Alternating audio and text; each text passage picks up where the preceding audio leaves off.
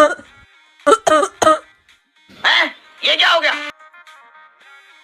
अरे चचा, ये कौन तो बांध के रखे बा?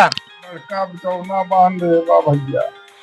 करे भोलुआ, बाबू कैसे बांध के रखा था? रुको चचा, हम खोला थे।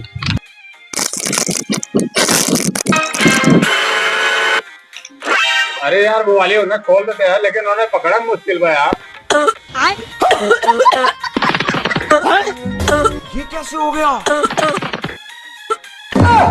अरे नहीं यार, चला तुमको जरूरी था रस्सी खोलने का। तू चिंता मत कर, मैं तेरे पापा को पकड़ के ही रहूंगा। इसमें तो मुझे समझ में ही नहीं आ रहा क्या प्रॉब्लम है।